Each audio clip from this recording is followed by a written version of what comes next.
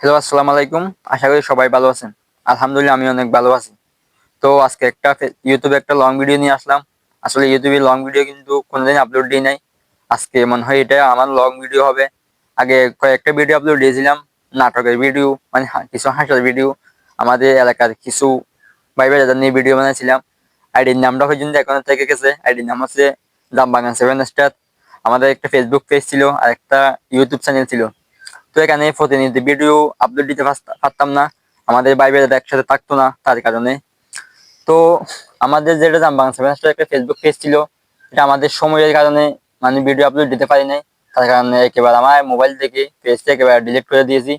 তো আরেকটা ইউটিউব চ্যানেলও ছিল জামবাংলা 7 স্টার। এখানে 6 মাস পর্যন্ত ভিডিও আপলোড দিয়ে মাত্র 75টা ইউটিউবে সাবস্ক্রাইব নিয়েছিলাম।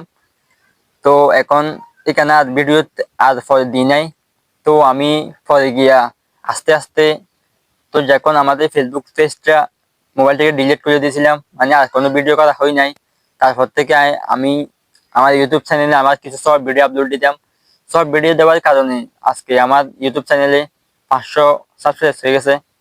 তো আপনাদের ভালোবাসায় আজকে এই ভিডিওটা আসলে সবচেয়ে বেশি খুশি লাগছিল আমার।